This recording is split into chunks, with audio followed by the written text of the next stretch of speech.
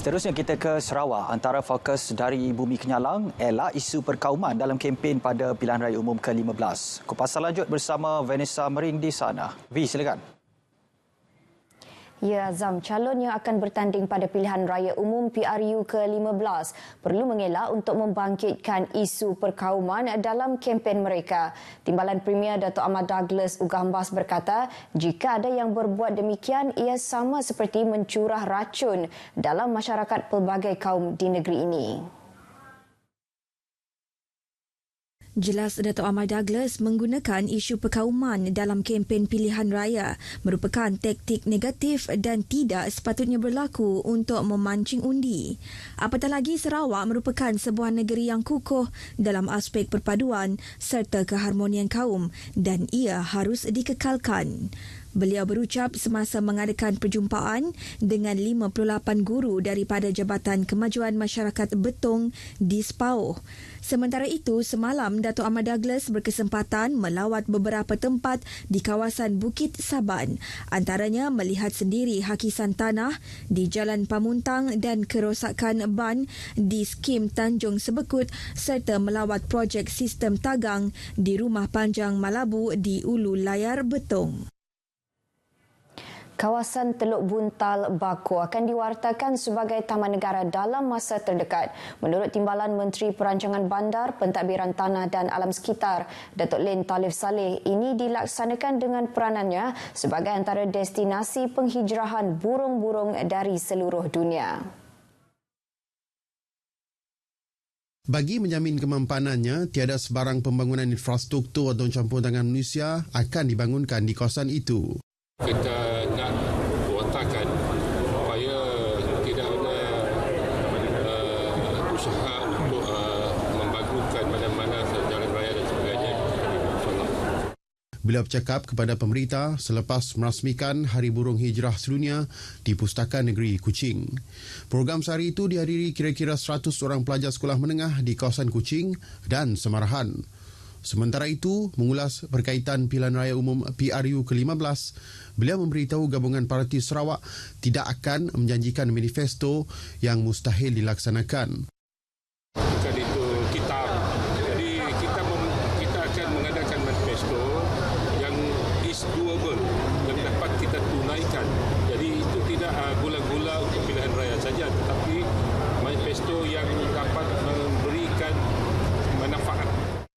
Oleh itu, beliau berharap pengundi-pengundi di negeri ini mengambil iktibar daripada PRU yang lepas selain menilai kemampuan pentadbiran kerajaan Sarawak hari ini. Penganjuran Pesta Berdudun dan Lumba Kerbau mempamerkan keunikan adat, resam dan budaya masyarakat setempat khususnya di Limbang. Pengerusi Persatuan Melayu Limbang, Muhammad Abu Bakar memberitahu ia juga sebagai platform untuk masyarakat luar bandar bekerjasama dengan komuniti setempat selain memupuk perpaduan kaum. Ujar Muhammad Abu, pesta kali ini yang bertemakan melalui budaya kita bersatu, melalui budaya pelancongan terus maju, sedikit sebanyak membantu kerajaan dalam mempromosi serta memajukan sektor pelancongan di daerah Limbang. Kita tahu bahawa ini merupakan platform untuk kita bekerjasama antara komuniti luar bandar, antara pemimpin, antara NGO yang menganjurkan, dan inilah sebenarnya yang akan kita capai harapan kita dalam kita menganjurkan Pesta Berdudun Lumba Kerbau. Beliau berkata demikian selepas hadir ke tapak Pesta Berdudun dan Lumba Kerbau di Meritam Limbang. Sementara itu, pengunjung yang hadir berharap program itu dapat dilaksanakan secara berterusan. Saya berasa seronok berada di Pesta Berdudun untuk kali pertama yang saya pernah hadirilah sepanjang hidup saya 25 tahun kan dekat Limbang. Ini baru pertama kali seronok tengok aktiviti macam-macam yang ada dekat sini. Pesta Berdudun mesti diadakan untuk generasi akan datang. Ya tah, bolehlah diadakan setiap setahun. Harapan saya pada tahun-tahun depan kita lebih buat yang terbaik dan lebih menggalakkan pengunjung-pengunjung daripada luar sana seperti Labuan, jiran kita iaitu daripada Brunei Darussalam dan juga Sabah datang mengunjung Pesta Berdudun pada tahun hadapan. Pesta Berdudun dan Lumba Kerbau ini berlangsung selama 3 hari sehingga esok di Kampung Meritam. Seorang lelaki pengidap autisma yang dilaporkan hilang di kawasan hutan Gunung Bajo di Lundu sejak seminggu lepas ditemukan selamat hari ini. Menurut laporan Pusat Gerakan Operasi Jabatan Bomba dan Penyelamat Sarawak, lelaki terbabit yang dikenali sebagai Ilyas Bujang, 21 tahun, ditemui oleh salah seorang penduduk kampung kira-kira pukul 7.50 pagi yang ketika itu sedang dalam perjalanan ke kebun. Anggaran jarak beliau ditemui ialah 631 meter dari rumahnya. PGO berkata pihak Kementerian Kesihatan telah melakukan rawatan awal serta memeriksa keadaan lelaki berkenaan dan didapati tidak mengalami kecederaan. Ilyas dilaporkan hilang di kawasan hutan tersebut pada 5 Oktober lepas. Sarawak menyasar untuk meraih 64 pingat emas pada Tamasya Parasukan Malaysia Parasukma 2022 yang akan berlangsung di Kuala Lumpur pada 1 hingga 6 November ini.